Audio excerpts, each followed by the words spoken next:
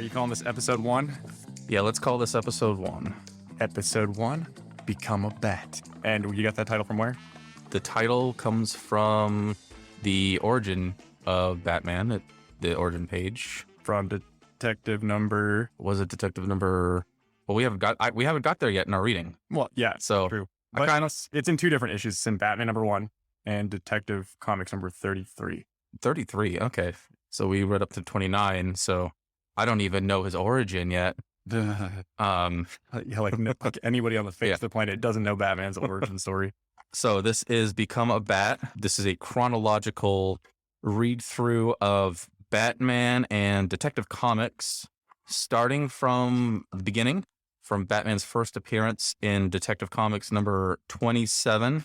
We're planning to try to cover all of Detective Comics and all of Batman from the start to the beginning of New 52 when it all got rebooted. Which for us, just to give context, was like high school, senior year, basically, right? When New 52? No, that was like a few years after. Was it? Yeah. By the time we graduated, they had just finished up 52, the original 52 weekly thing, yeah. and 1 year later, and they were leading into Countdown to Final Crisis, which was bad, but Final Crisis was good.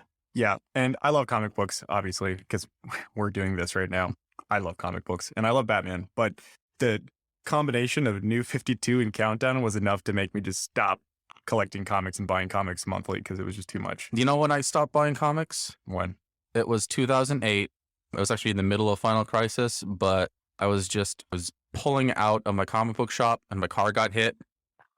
And it was in the middle of a recession, so Yeah, no car, no job, no money. that makes sense because that was the Great Recession. And also that was the year that I had moved out on my own for the very first time. And I was broke and I definitely didn't have money for comics. I think that was when I got rid of all my comics too and like gave you a bunch of stuff. Yeah. It's like, I don't want to move all this and I don't want to try to sell it. I don't want to put in the effort to list it all on eBay or anything. So here you go. And then I got out of it for a little while, and then New 52 happened, and then a little bit before Rebirth, I caught up with New 52 by just going to the library and just checking everything out. Yeah. And then I got into it for a little bit during Rebirth, but petered out pretty quickly. But that's the end of when we stopped reading comics. Mm-hmm. When was it when you like first began? Well, before we get into that, actually, Okay. I did get back into them, obviously. And when I did read all the Batman New 52 stuff and some Flash and some Super. Mhm. Well, actually, I read all the Superman, but I did eventually read all the Batman and Detective New 52 stuff. So I'm aware of it. I just don't like it as much as I like everything else. If you want to go way back to the beginning, I think probably my very first exposure was the Batman movie from 1989 because I had an old beat up, like torn to shreds VHS tape that was like taped back together that I inherited along with the 1960s Batman TV movie. And That was actually theatrical. oh, was it? Yeah. Yeah, well, I inherited that tape, the 89 movie, and like some Michael Jackson music video collections from one of my cousins who died prematurely at a really young age. Mm. And so he'd written his name over the front of them in like fat Sharpie. And I was just obsessed with like that tape and the 60s Batman and watching both of them being like, why are these so different? But they're both Batman. And like not really understanding what was going on and why they were different, but yet the same. And then eventually I got into comic books, which I can get into, but You know, we By didn't yourself. even introduce ourselves. So I'm Tom, or Thomas. I go by both. yeah. And I'm Michael or Mike. I don't really care either way. So my start with Batman, I remember in kindergarten, I remember watching an episode of The Adam West Show on TV. That's my earliest Batman memory, but I know that the animated series came out not too long after that. Must have been around the same time. It was 94. Yeah. I do remember us renting Batman Returns quite a few times, and I think that might be one of the first ever video games I played. I have like this. Batman Returns. I have this stark memory of playing it at some department store on a Sega Genesis. Is it the beat 'em up one? The side scrolling? Yeah, the one for Genesis, whatever it was. I like that one. But I did love the animated series. Mm-hmm. But I didn't really get into reading the comics until we got into high school, which is right around when Batman Begins came out. It's similar for me. Like I said, I watched the movies a lot. And then I I don't think I saw Batman Returns in theaters. I don't think that's possible because it came out in like what 92. We were born like 4 or 5 days apart, Yeah. so But I did see Batman Forever and Batman and Robin in theaters when I was a kid. Hmm. And I got like the little collectible trading cards that they gave you when you went to go see Batman Forever. I used to have those, and I had all the Burger King glasses from Batman Forever. So I know I had the Riddler one. that was the first Batman movie I ever saw in theaters, was Batman Forever, which I liked as a kid, and I can appreciate still today because it is kind of the closest to like the Batman cartoon in a weird way. Yeah. But I still don't like Batman and Robin. Like I guess I can appreciate it for what it is because it kind of reminds me of those Dick Sprang Batman comics, or Batman the Brave and the Bold. But Well, I know it's definitely something we should watch to gain a new reevaluation on. I know it's actually gained a big appreciation as a classic in queer cinema. yeah, So, I mean, I like it for what it is, but yeah. I just if as an adaptation of Batman as of the character, I don't. It's not my It seemed to be they were going for Adam West, but turbocharged. Yeah, well, you've seen like some of the documentaries about it, I'm sure, where they call it toyetic. Yeah. It was just made to sell toys. It's a giant toy commercial, and Yeah. it's so obvious when you hear that. The only one thing, in my opinion, that it got right, because it butchered a lot of the characters, if not all the characters, was Robin. Like, I actually really, even though I don't like the suit, I like the kind of the approach they took with Robin and Batman Forever and Batman Returns. Not so much Batgirl, but I thought they did a good job with Robin. They basically like evolved him into Nightwing in between the movies. I don't know how old Chris O'Donnell was when he did it, but he definitely was in his 23 or something. past his college years. So, And they even joked about the name Nightwing. They just didn't actually call him that, but I remember that in the movie. So the way we want to structure this is we want to do one issue of Detective and then one issue of Batman. The problem for the first year is that Detective Comics, there's a whole year of Batman and Detective Comics before Batman's debut as a solo comic. So we're going to try to do as many of those per episode till we get to Batman #1. And then even when we get to Batman #1, Detective was a monthly comic. And then for a while, Batman was quarterly. So when we get to that, we'll do one Detective Batman story and then one story in Batman. Yeah, it shouldn't be that difficult. I mean, yeah, Detective started first and it ran for a year, but they're very short. So Yeah, we only covered pages, so we're planning on covering like 3 of them at a time till the point where they sync up and then kind of going back and forth. And we'll be sharing our insights based on our experience with the character and having read some of these issues before and what we know of the character and what we know of the creators, as well as like our favorite panels and things that we think are funny and just things that stick out at us art wise or writing wise. So where should we begin? Well, I kind of wanted to talk a little bit more about, before we get into like the first episode, I kind of want to talk a little bit more just about the character. We both started with movies or TV shows, right? So both of our first experiences with the character are audiovisual, right? Neither of them were comic books, which I think is how most people are probably introduced to the character. And if anything, I think most people nowadays, probably their first exposure was the cartoon, not necessarily the movies, or if any movie, it would probably be Batman Begins or The Dark Knight because they're so wildly popular. But I did actually start reading the comic books. I was probably like 10 years old when I started reading the comic books because I've been reading comics for a long time, but I originally only was reading Marvel comics because it was the only comics I could get a hold of, because the only comic shop that I knew about that I could go to was called New York City Comics, and they only sold Marvel. That's weird. Yeah, they were Marvel enthusiasts. But I would draw pictures of like the Hulk or the Thing, which are their favorite characters, and I'd bring them in, they'd stick them on the wall, and they'd give me free comics when I drew in pictures. There was like a specific bin that they would let me go through to pick free comics out of because they were more like current modern comics. And I remember flipping through that bin and like every once in a while I'd be like, what's this? And I'd pull out like Batman Nightfall or something, that would just snuck its way in there. They're like, I don't know how that crap got in there. And they'd give it to me for free.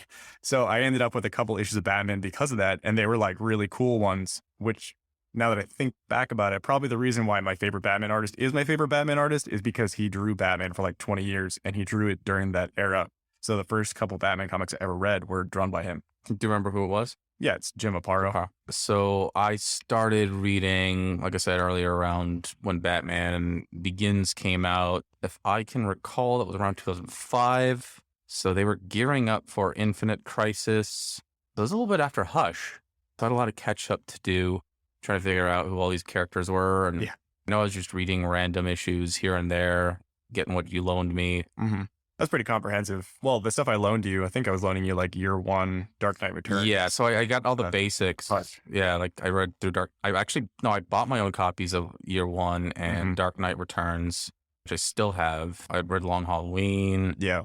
and then I did borrow your copy of Hush. I think you read most of like what's considered now like classic Batman stuff Yeah. by today's standards. Because I had all of that stuff. Because I think by like senior year in high school, I had gone to Comic-Con like 5 times each summer. I had been going to San Diego Comic-Con. Mhm. And every time I went, I would go directly to this booth that sold trade paperbacks and graphic novels for 75% off. And I would just load my backpack up with like 100 pounds worth of these books and then lug them all the way out to the car and stash them away. Within a couple of years, I had like every single Batman trade and graphic novel that was important and a bunch of other stuff too. Because of that, because I was able to get them so cheap, we were able to read like all of it. I think the story arc, they were in the middle of something to do with Black Mask. I don't remember what the writing team was. War Games or It was after War Games. It was a few years after because that was like early 2000. So it was something else with Black Mask going on. And then I know I opened up my own pull box at Atomic Comics. Then they were actually teasing. No, Jason Todd actually came back for real yeah, that was cool. as Red Hood. I do remember he slit Joker's throat, and then they did 1 year later, and they never really resolved how Joker survived that. No, that would have been really cool if they actually ran with that. Yeah. The Joker dead for a while, but they're not going to do that. No, well, he comes and goes. Yeah, or at least give him a permanent scar that he has from then on. Yeah, they did that with his face. Yeah, But I mean, they went full blown Joker mania after The Dark Knight. I really like the more cartoony stuff. I definitely read through a lot of the comic adaptations of Batman animated series that they did in the 90s. yeah, I read a bunch of that stuff. I think I read all that stuff when it was out. Yeah, I fell in love with Darwin Cook's art. I bought the DC The New Frontier. It was in trade paperbacks, and then I got all the issues, and I still have the Absolute Edition. And he rebooted the Spirit. Yeah. So I became really obsessed with Golden Age. So I really like the Spirit, and he did a Batman Spirit crossover, which was really, really good. Super cool too, because after doing a little bit of research for the podcast here, I found out that Bob Kane and Will Eisner were in high school together and they knew each other. And then Will Eisner started a publishing studio that Bob Kane went to work for as an animator trainee. And then eventually he moved on to work for Max Fleischer before starting Batman and his work at DC Comics. Wow. That's quite a history. Weird connections. So that's kind of my Batman history. So we've both read a ton of monthly Batman comics, a ton of the old Batman comics. We've both read through probably the first like 3 or 4 years of Batman and Detective Comics, the Golden Age. I've basically read like every Batman comic up to the end of the New 52. I haven't read any of the new stuff. And then we've read all the seminal graphic novels and trade paperbacks. So we know what we're talking about. Yeah, which we'll probably eventually cover those two, of course. But right now the focus is on just plain old Batman and DC. So, and I know with a normal like book club style podcast or show, usually you don't really talk about spoilers or things that happen later, but this character's been around for over 80 years. It's very hard not to, especially one with pretty much more people know Batman than Santa Claus. Yeah. And how much can you really spoil? You can be like, oh, Batman broke his back, spoiler alert, but it's not broken anymore. They retcon things constantly. It's kind of hard to spoil things that don't even exist anymore. I'm going to try to put myself through the eyes of somebody, like some kid in 1939 who picked up this weird comic with like a Batman on it. I'm glad you said weird because that's how they constantly describe them in these old comics. They said weird a lot. Weird and grim and strange. And, yes. Yeah, I like that. Weird kind of probably was more of a dirty word back then than it is now, though. That's the way English language works. So, Batman, we'll start at the beginning. Detective Comics number 27, the first appearance of Bat-Man. The Bat-/Man. Yeah, it's weird how they changed it so much in the beginning because it goes from the Batman with the hyphen to like just Bat-Man to just Batman. You don't hear too many other superheroes where they say like they call him by the Batman, since they play up. He's like an urban legend type figure for many people. Played up as like, oh, he's the boogeyman or the Jersey Devil, something like that. That's probably exactly why they say the boogeyman, or like Spring-Heeled Jack. You know, like another notoriously dark, violent vigilante figure. Yeah, at some point they're doing with parentheses Bat-Man in parentheses even, which is like strange to me. So Detective Comics number 27, May 1939, written by Bill Finger, and the art by Bob Kane. It's pretty interesting that even if he wasn't necessarily credited early on, Bill Finger was there from day one. I mean, the original concept, the idea for the character came from Bob Kane. It came from a culmination of his favorite characters from other mediums, sort of smushed together and turned into this amalgamated character that is Batman. But the design of Batman, for the most part, came from Bill Finger. And like the world of Batman came from Bill Finger. The villains came out of his brain. The setting, the name of Gotham City, Arkham Asylum, the Batmobile, things like that came out of Bill Finger's mind. When I was doing research, I already knew that there were some issues between the two of them. Bob Kane used to deny Bill Finger credit, but he did eventually give him credit. And he said in an interview that they co-created the character and that Bill Finger was responsible for creating 50 to 70% of the Batman related stuff. So he's saying at least half, probably more. It's pretty Makes significant. sense. Yeah. And that's a direct quote from Bob Kane. I think he got soft as he got old. You want to just trade hands on the synopsis, or? No, you can read the synopsis if you want. I guess I can do it for the next one when we get into that. Okay, yeah, that works. Socialite Bruce Wayne and Commissioner Gordon are having a friendly smoke over at Gordon's house. Apparently they're friends in this super early version. Gordon gets a call that Lambert, a business owner in chemicals, had been stabbed, and there are fingerprints on the knife that point to his son being the killer. Gordon invites Bruce to go check the crime scene out with him. They get over there, and Lambert's son claims that he's innocent. Says he got there and he heard his dad in another room, and he saw the knife saw him on the floor with a knife in his back, and he pulled it out, and that's how the fingerprints got there. And then his dad said the word contract right before he died. Gordon asks if Lambert has any enemies, and he names 3 former business partners named Stephen Crane, Paul Rogers, and Alfred Stryker. Rogers just happens to call like right then in that moment and asks for Lambert. Crane tells Gordon that Lambert had told him that somebody sent him a letter threatening his life. Gordon decides to go to Crane's residence. Bruce Wayne tells Gordon that he's just going to go home. A man shows up at Crane's house and shoots him dead and steals a paper from the safe. The killer meets another man on the roof, and they are ambushed by the Batman. Of course. Batman jumps towards one of the men and whacks him in the face, and then throws the second one over his shoulder. Batman picks up the paper, but then Commissioner Gordon and the police show up at the house. Batman gets away. Crane's butler relays the news to Gordon, who figures out that the business partners must all be targeted, and then the next one should be Rogers. Batman silently reads the paper from his car. Batman's car is a red car.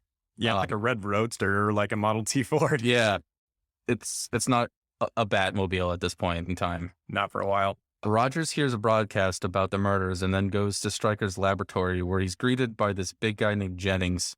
Jennings socks Rogers and then ties him up. Jennings reveals that he's been using a gas chamber to conduct experiments on people and intends to make Rogers his next victim. Yeah, on guinea pigs. He said he uses this giant gas chamber that can hold like 5 people and uses it to kill guinea pigs. Well, I mean, he's saying that the people are his guinea pigs. Jennings lowers a glass dome gas chamber over Rogers, and then Batman leaps in and plugs the gas pipe, breaks through the glass chamber, and tackles Jennings. Rogers comes in and asks what happened. Not knowing that Batman's in there, Stryker pulls out a knife and goes towards Rogers. He's stopped by Batman. Batman reveals Stryker's scheme of using secret contracts to gain sole control over the business and have the other business owners murdered. Stryker pulls out a gun and Batman punches him, knocking him into a conveniently placed acid tank. Batman exits through the skylight. Gordon relays the story to Bruce Wayne the next day. Bruce dismisses the story as a fairy tale and leaves. It's revealed that Bruce Wayne is in fact the Batman. Doesn't he make some comment about, if only he could see me now? Something like that, yeah. So what are your thoughts on it? I like the first issue quite a bit, actually, because it does a couple things that have reappeared throughout Batman, like Batman punching someone into a vat of acid. That definitely has been reused. Also, I feel like Tim Burton probably read this first story when he was creating the movie and took some of the visual cues from it, because you have Batman standing on a roof in the very beginning after witnessing a crime and beating the crap out of these 2 guys, just like in here. You have Batman knocking a dude into a vat of acid, who in the movie eventually becomes the Joker. And you have Batman escaping through the roof, through the skylight or whatever, in the Axis chemical factory. So those three things are like they're all in this first issue. It feels very familiar because of that. They established all these Batman-y things like just from the get-go Yeah. that still happen today. Oh, and I texted you this, I think, or I put it in the notes, but constantly in these first couple issues, probably like the whole first year, if you're paying attention, every time Batman is standing on a roof, it's a full moon and the moon's right behind his head or like right behind his body and he's silhouetted there. Maybe Batman only comes out once a month. Well, it's funny because there is an issue where the moon becomes a crescent moon and then like a couple panels later, it's a full moon again. Yeah. I found the first issue, it's pretty basic. It's detective comics, so I was expecting kind of like a more deep mystery, but then I remembered this is for targeted towards children. Yeah. So it's not going to be too complex.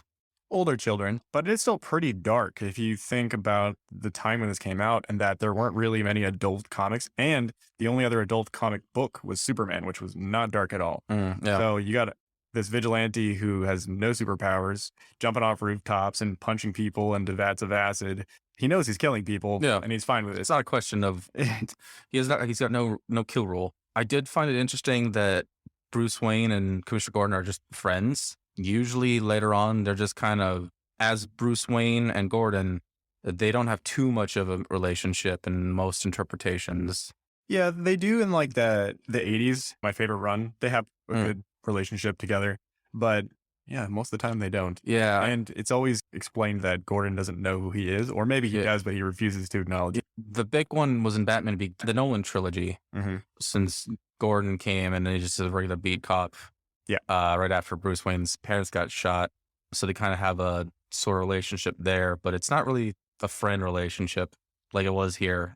I like that. And I kind of wonder if they're going to do something like that with the new movie that's coming out, or if it's just going to be the Batman Gordon relationship. I like the idea that they're friends as Bruce Wayne and Commissioner Gordon and Batman and Gordon. Though I do find it really weird that just police commissioner just friends with this rich guy, just hanging out.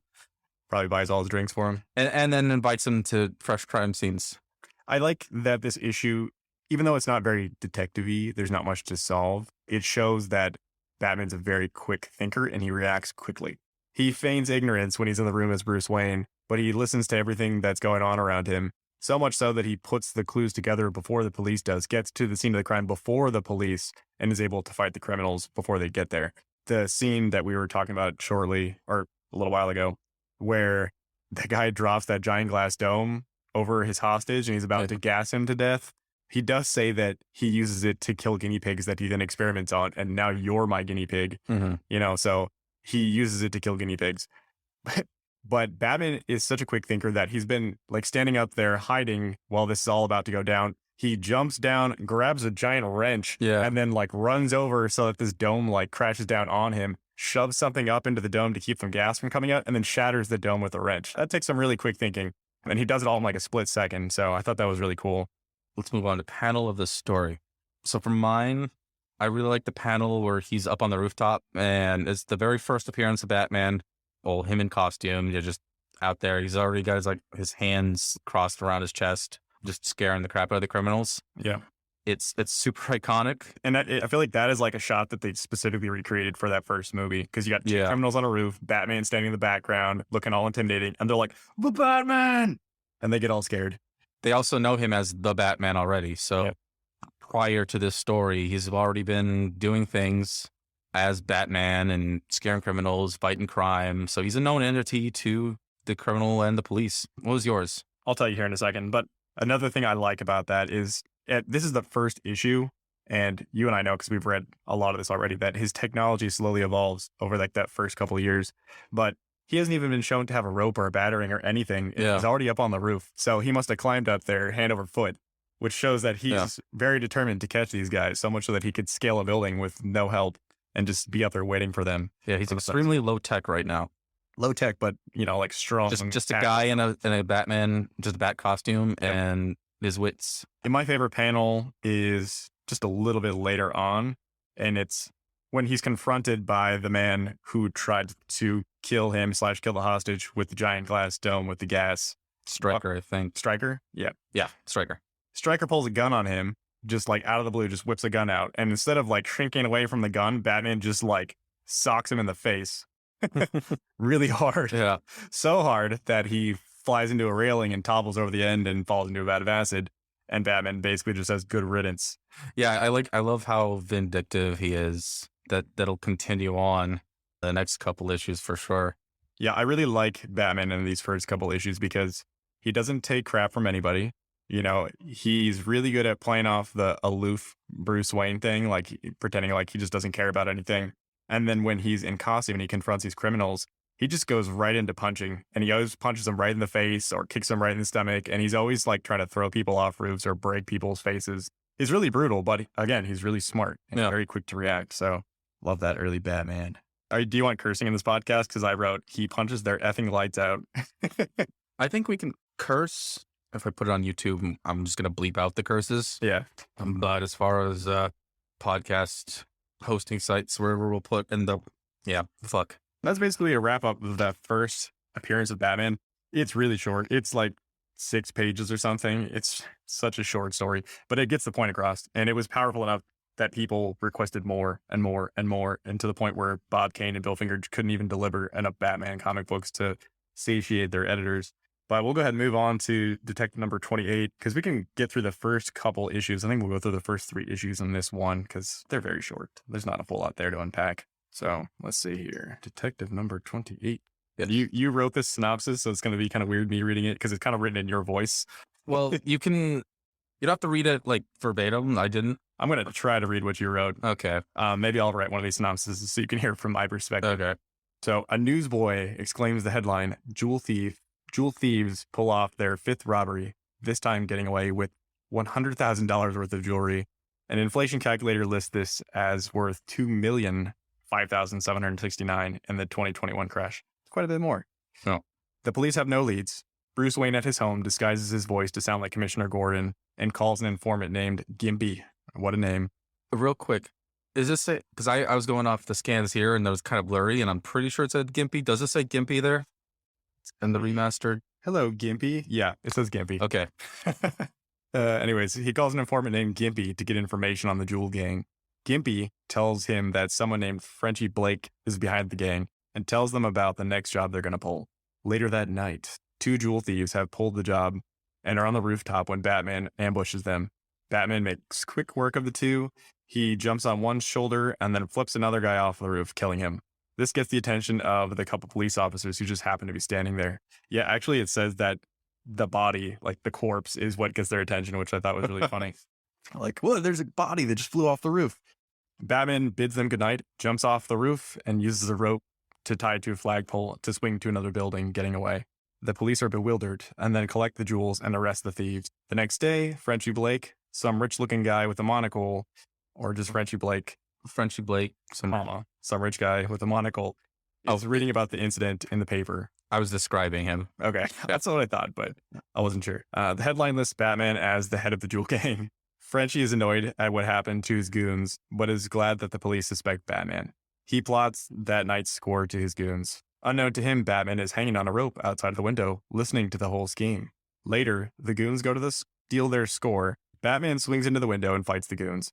After beating them, he calls Gordon and tells them to check out the house that they're at.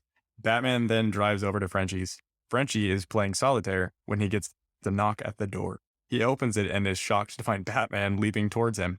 Batman ties a rope to Frenchie's leg and throws him out the window. He holds the rope and tells Frenchie that he'll cut the rope if he doesn't get a written confession.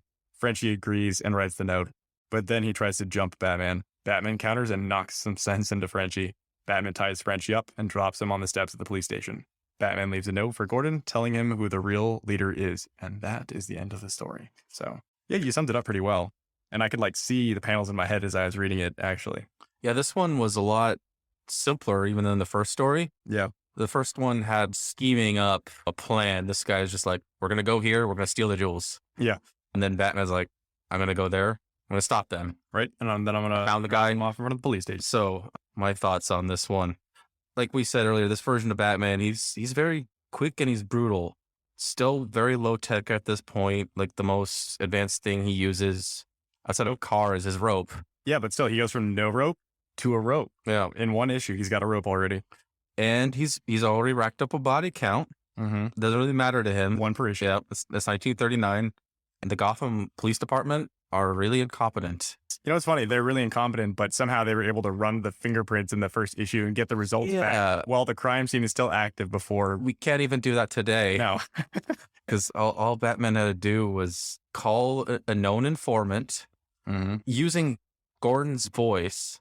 So this guy knows Gordon well enough to know him by phone and just go, yeah, this is the guy. Yes, I'm Commissioner Gordon.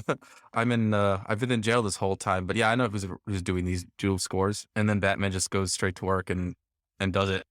One thing I noticed, by the way, is that they forgot to color his gloves throughout this entire issue. He looks like he has bare hands.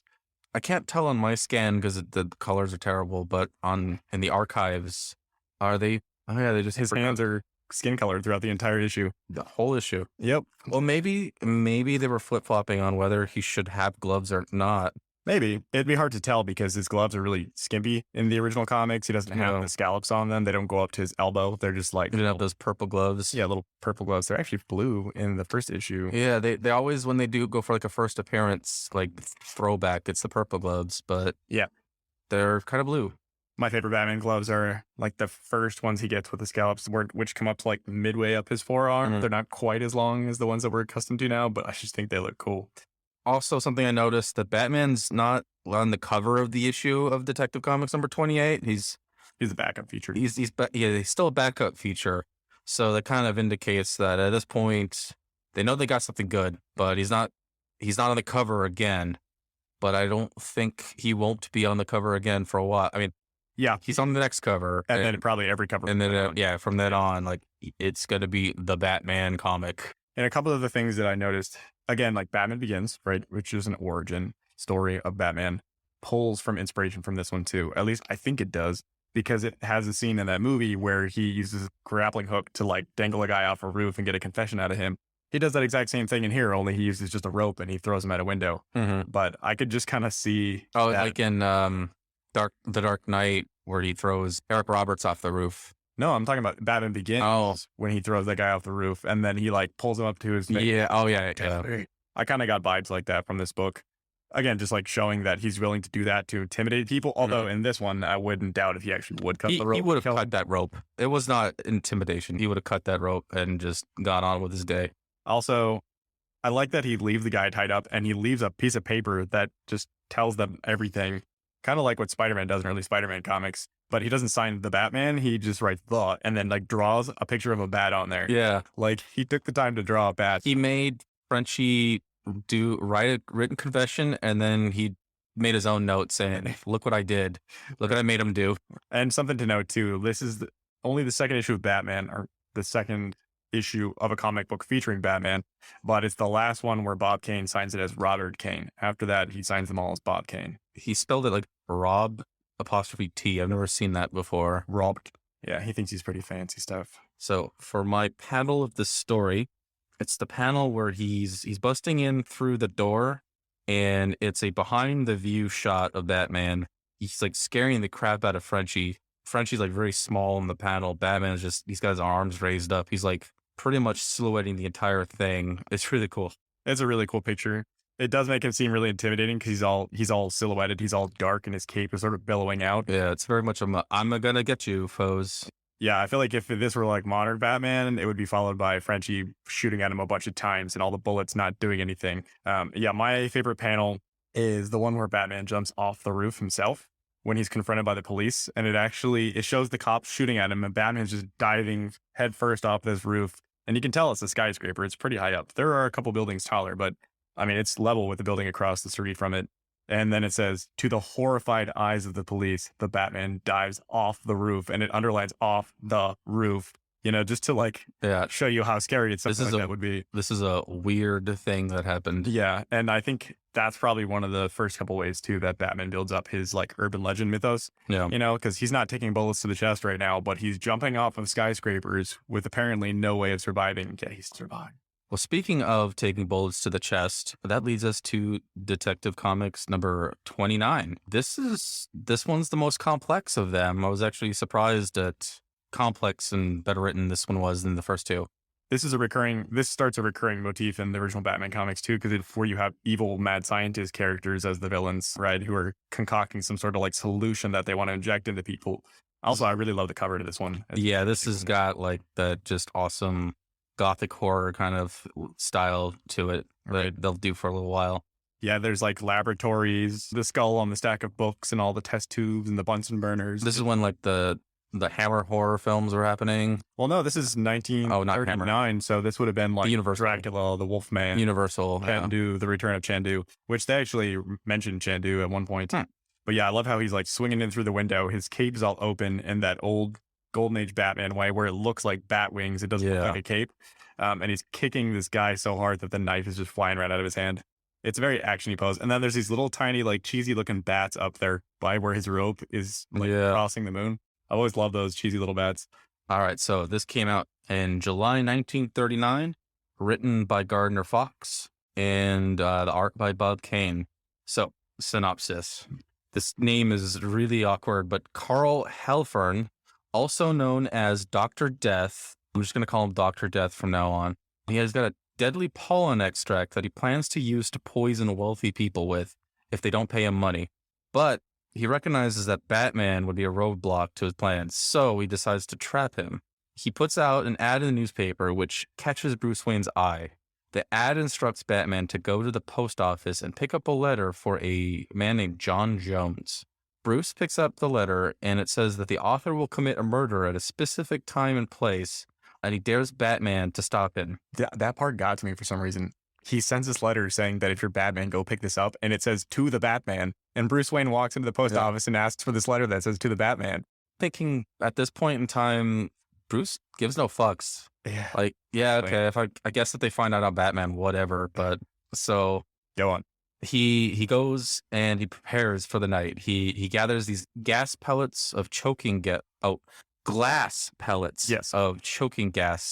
that he puts on his belt. So this is the first appearance of not the first appearance, but like this kind of establishes that it's a utility belt. Well, it explains why his belt has those little oval shapes. Yeah. They're all just gas pellets. He puts on these suction cups on his gloves, which he explains they're for climbing. And then he puts his Batman suit and he drives to the apartment that was in the letter, and he climbs the window.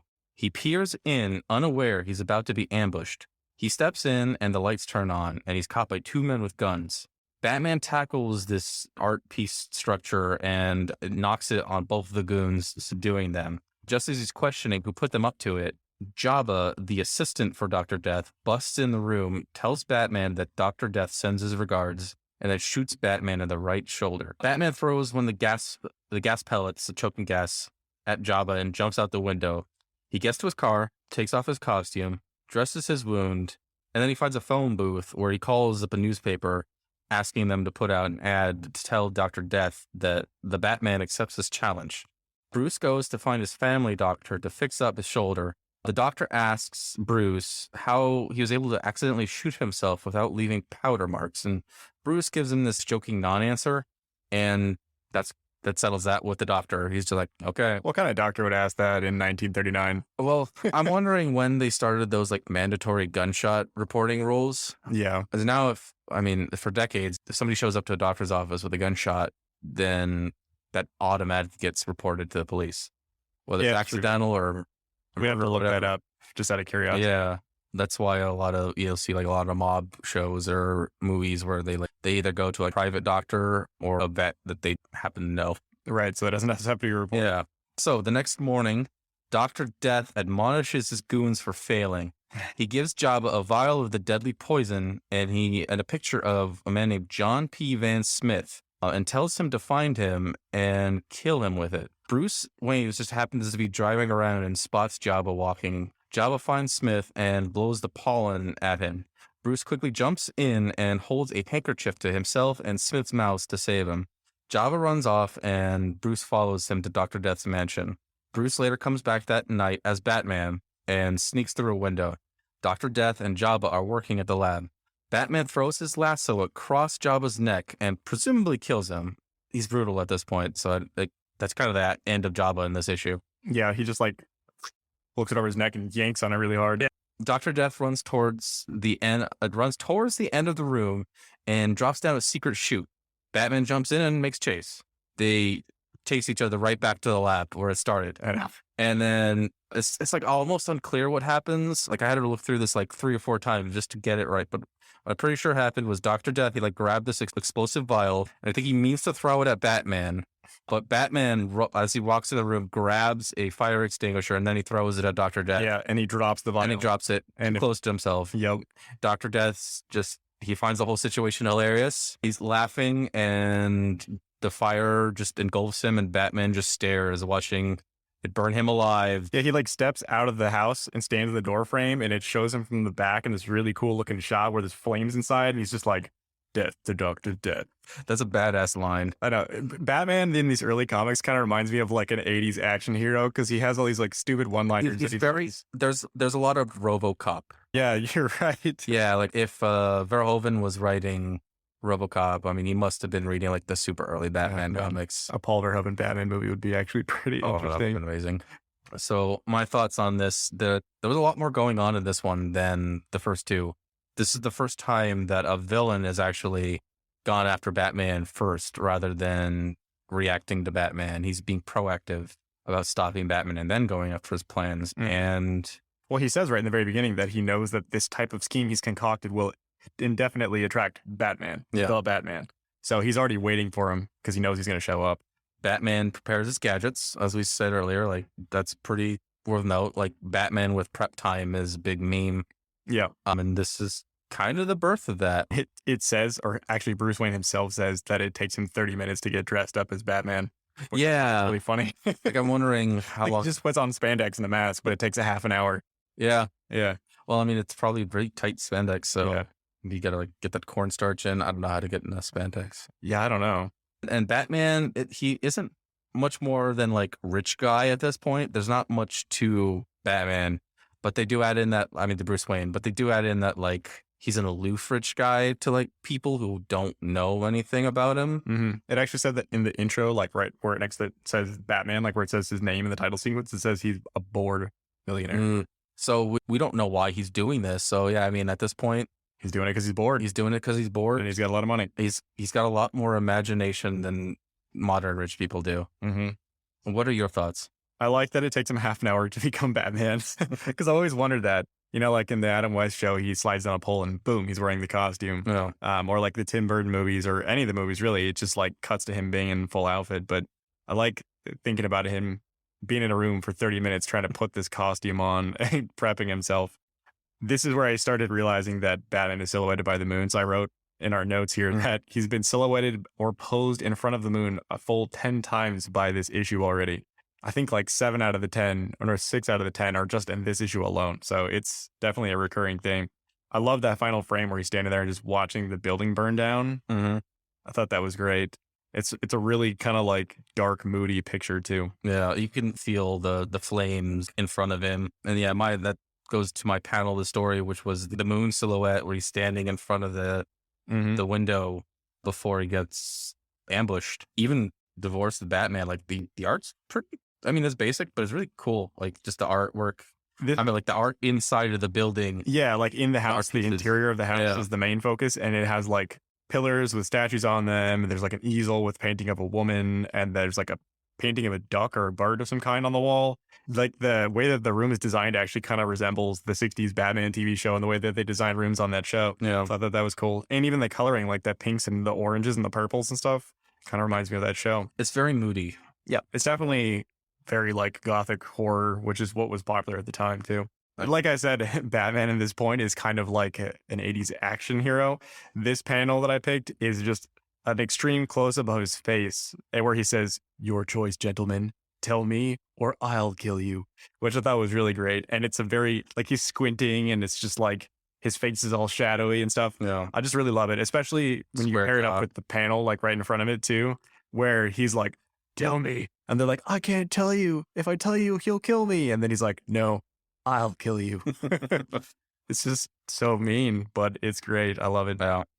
One thing I kind of want to do too, I want to like try to do a little like scientific research on these first initial issues. So I feel like it should be really easy to find out, but what is choking gas? Like what kind of gas is it? And how does he get it into glass vials? I want to know that. Yeah.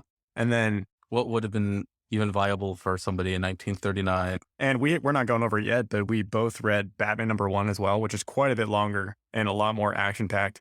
And in that, he has, and not only him, but him and another character both have a 2-part compound that they keep on their person that they can mix together and use to blow up walls. Like, what is that? What is this 2-part compound that's safe enough to keep in the heel of your boot, but still powerful enough to blow up a wall? Could be C4. That's what I want to find out. Well, don't be careful Googling that. Yeah, don't Google how to make C4. So I think that wraps it up for this episode. Any final thoughts? Not really. I can't wait to get into the rest of Detective Comics before they start to sync up with Batman #1, because I feel like we're just going to run into all these fun, cool one-liners and all these brutal fight scenes, and we're going to see Batman's technology evolve a lot. We're going to see his car evolve. The supporting characters are going to evolve, and then by the time we get into Batman #1, it's almost like that's where he really becomes like superhero Batman. Yeah. So much like there's going to be Batman. I'm wondering if there's going to be a big tonal shift once Robin gets introduced. Oh yeah, there definitely is. Yeah. And also I noticed when I was looking through it, you can cut any of this out if you want, but I noticed that like it kind of goes from like a story of Batman and Robin to a story of just Batman to a story of Batman and Robin. And the stories with Robin, he's much more lighthearted, and the stories with just him, he's killing people again. Mm-hmm. So you're right. I think maybe his no-kill rule does involve Robin, and it's specifically for Robin in the beginning. All right. Well, when we continue next episode, we'll dive into issues. All right. So we'll Probably do 30, 31, 32. 30, 31, 32. And then I don't know what point it'll sync up, but 33 is where it syncs up. it syncs up 33? Yeah. Oh, well, we should just do. Yeah, I think it goes. Oh, yeah. So, yeah, next episode will be the last of the solo. I'm pretty sure that's where it syncs up. Right after his origin story is told, because they retell the origin story in Batman #1. Okay. Yeah. All right. Well, that do it. Thank you for joining us, and we hope to see you in episode 2. This is Become a Bat. Thank you.